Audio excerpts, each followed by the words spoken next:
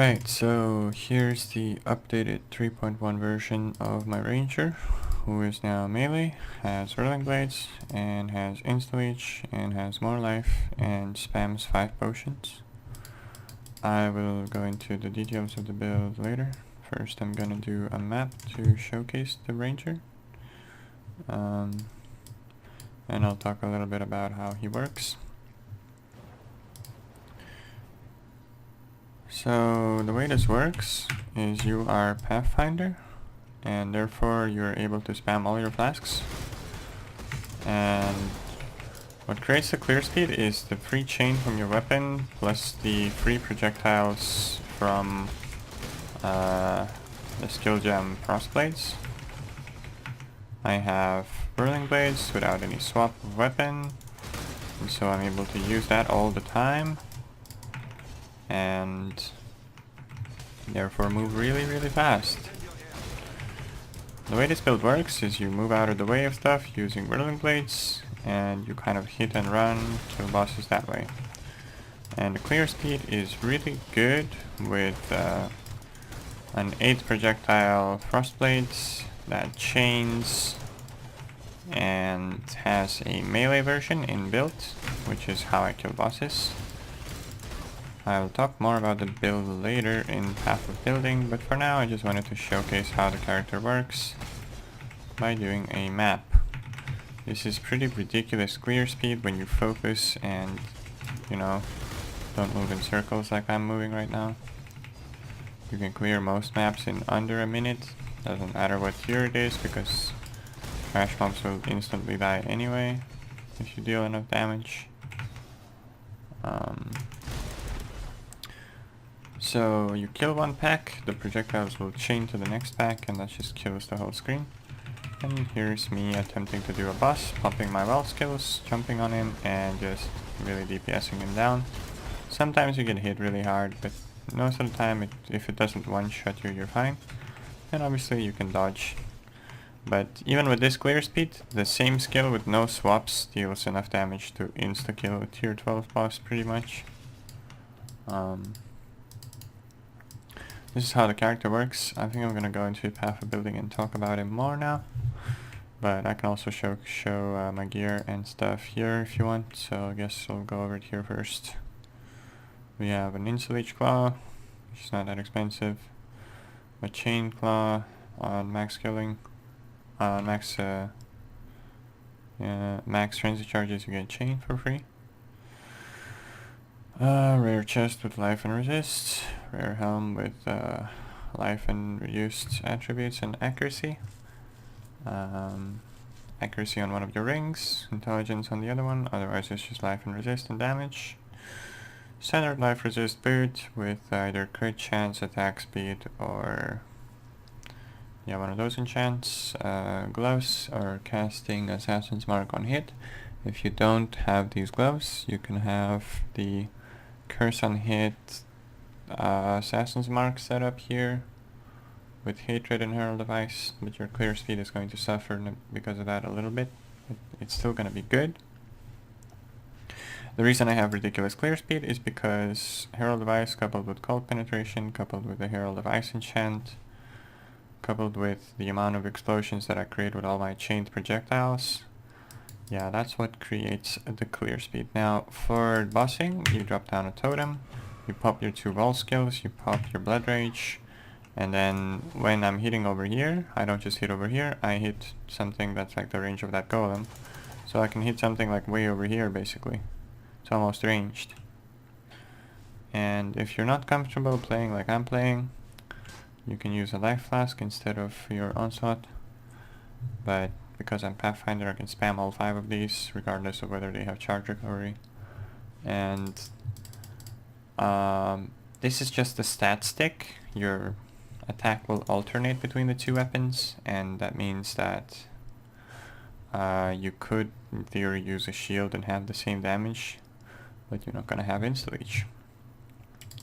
If you really want, if you're having trouble with the boss, you can swap to dual strike, and when you swap to dual strike, you attack with both weapons, which is a little bit more damage for a single target.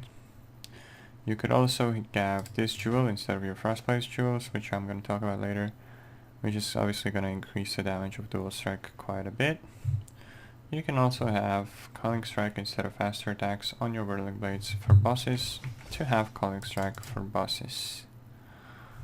Boots is, yeah, I'll cover the rest of the gems right now actually.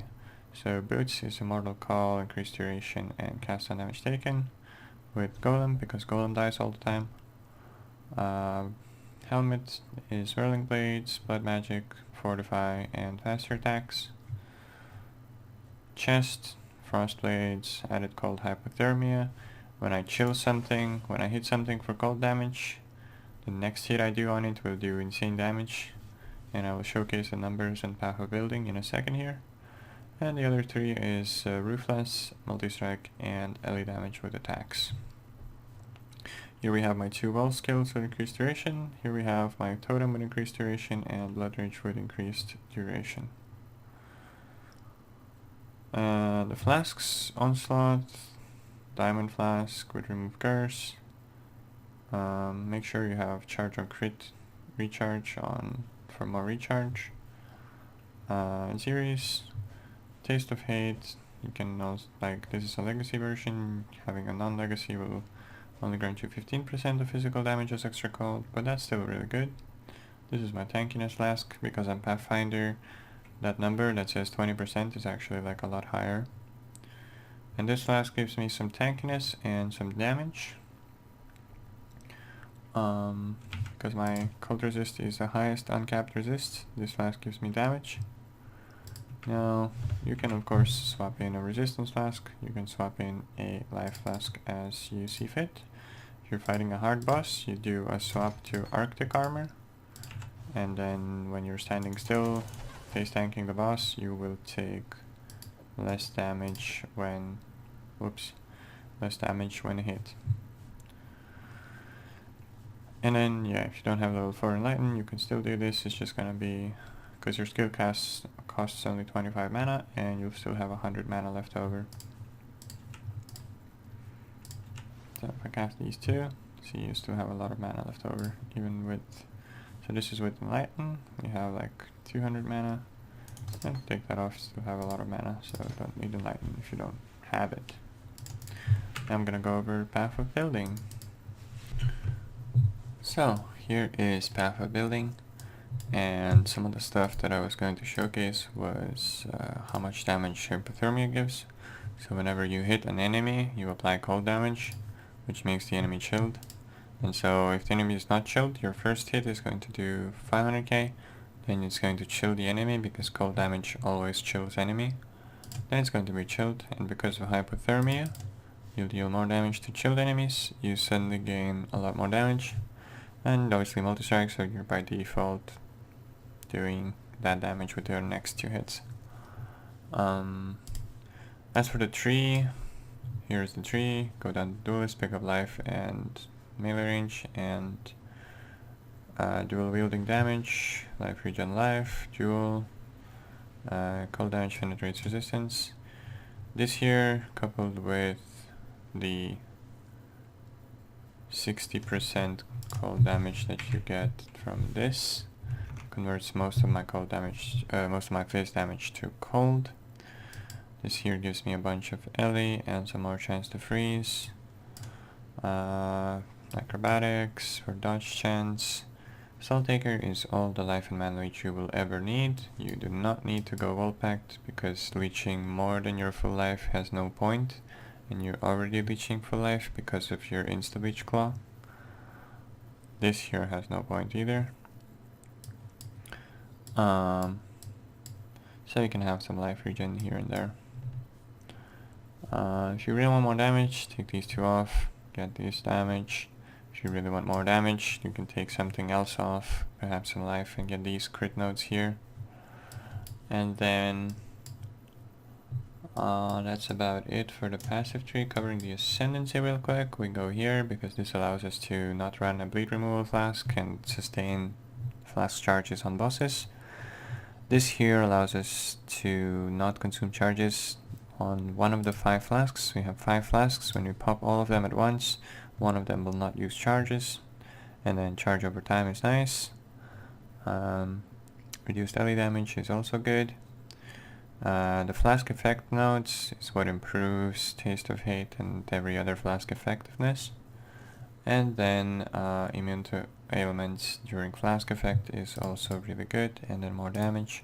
Like as you can see here, the standard onslaught flask will last 6 seconds, but because of my modifiers it will last 7.9 seconds, and the effect of it is 20% increased, which means instead of the standard onslaught, which gives you 20% attack speed, move speed, and cast speed, I would gain 24% attack speed, move speed, and cast speed. We crit all the time, and this is why this allows us to sustain charges. We crit all the time because this is the crit chance with multi-strike. You hit 3 times per right click. Okay, so dual wield nodes, ally damage nodes, life. That's the tree, that's the ascendancy, and covered the gems before, I believe, with some of the key mechanics, including Herald of Ice and Totem. Covered the Volt skills and the Golem, everything. Right, any questions, post them in the comments below.